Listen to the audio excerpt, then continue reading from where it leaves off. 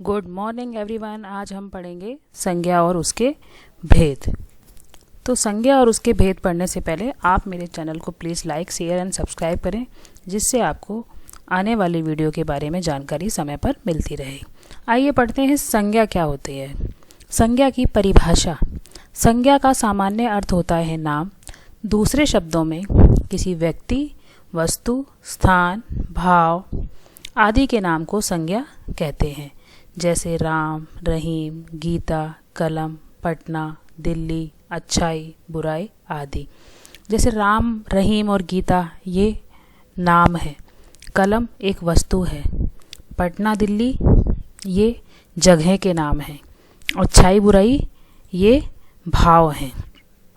संज्ञा के बारे में एक प्रमुख बात जानने योग्य यह है, यदि संज्ञा शब्दों की एक सूची बनाई जाए तो इसमें असंख्य शब्द आ जाएंगे, अतः इसे महानाम भी कहा गया है। लेकिन रंगों के नाम लाल, काला, पीला, हरा आदि संज्ञा नहीं कहलाते, यह विशेषण कहलाते हैं, क्योंकि इनसे किसी व्यक्ति या वस्तु की विशेषता झलकती है।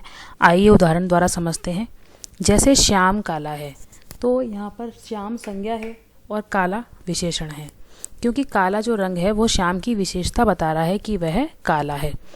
साड़ी लाल है, तो यहाँ पर लाल जो है वह विशेषण का कार्य कर रहा है।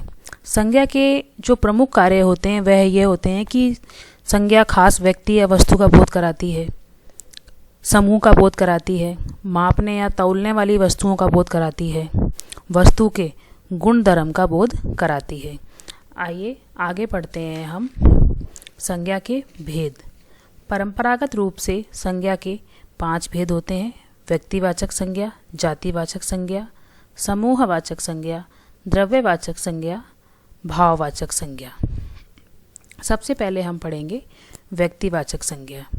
जिस संज्ञा से किसी खास व्यक्ति, वस्तु, जगह आदि का बोध हो उसे व्यक्तिवाचक संज्ञा कहते हैं।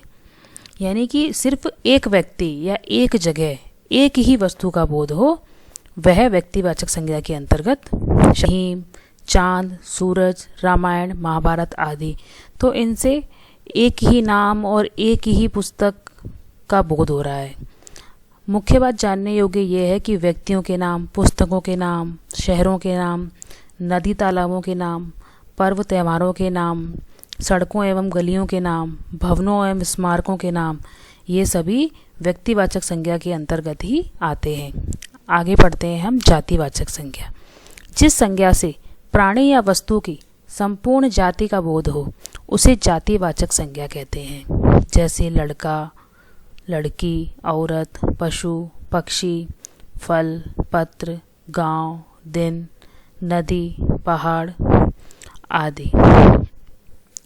उदाहरण, लड़का या पशु कहने से दुनिया में जितने लड़के या पशु हैं उन सभी का बोध होता है, अतः ये जातिवाचक संज्ञाएं हैं। इस प्रकार ही घरेलू सामानों के नाम, खाद्य पदार्थों के नाम, संबंधियों के नाम, सवारियों के नाम, प्राकृतिक वस्तुओं के नाम आदि जातिवाचक संज्ञा का बोध कराते हैं। आगे हम पढ़ते हैं व्यक्तिवाचक संज्ञा व जातिवाचक संज्ञा में मुख्य अंतर क्या होता है। आइए इसको उदाहरण द्वारा समझते हैं। व्यक्तिवाचक संज्ञा में क्या होता है कि एक ही नाम या एक ही वस्तु या एक ही जगह का बोध होता है, जो सिर्फ एक ही होती है। और जातिवाचक संज्ञा में जो बोध होता है वो पूरे जाति का बोध कराता है। जैसे मोहन, सोहन और रहीम ये व्यक्तिवाचक संज्ञा है, क्योंकि ये एक नाम है और एक ही व्यक्ति के नाम है। जैसे भारत, पाकिस्तान, श्रीलंका ये भी अलग अलग देश हैं और एक ही हैं। इसी प्रकार लड़का और मर्द ये जातिवाचक संज्ञा में आते हैं, क्योंकि लड़का कहने से जितने भी लड़के हैं उन सबका पूरी लड़का जाति का बोध होता है। मर्द, ऐसे ही मर्द जाति का बोध होता है। देश, देश के अंतर्गत विश्व के जितने भी देश हैं उन सभी का बोध होता है।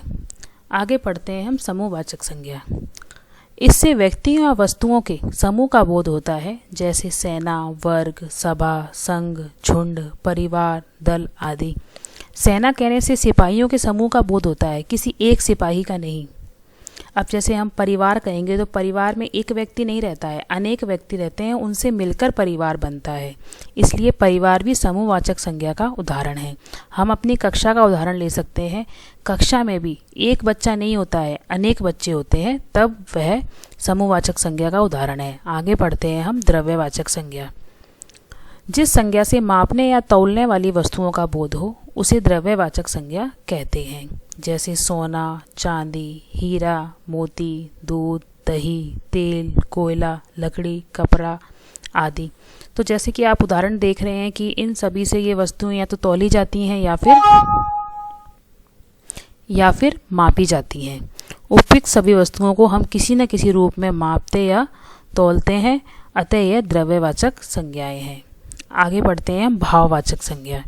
जिस संज्ञा से किसी व्यक्ति के गुण या धर्म का बोध हो उसे भाववाचक संज्ञा कहते हैं। जैसे अच्छाई, बुराई, जवानी, मिठास, लंबाई, प्रेम, घृणा, इतिहास आदि। अच्छाई, बुराई, पढ़ाई लिखाई, जवानी, मिठास, लंबाई, चौड़ाई, इतिहास, भूगोल, यह सभी भाववाचक संज्ञा हैं, क्योंकि इससे किसी व्यक्ति या वस्तु के गुण या धर्म का पता चलता है। यदि व्यक्ति कोई ईमानदार है तो ईमानदारी उसका भाव है, कोई बूढ़ा हो गया है तो बुढ़ापा उसका भाव है। जैसे पिता है तो पिता से पितृत्व झलकता है तो ये उनका भाव है। बच्चे से बचपन का भाव झलकता है तो यह बचपन भाववाचक संज्ञा है। इस प्रकार भाववाचक संज्ञा पूर्ण होती है।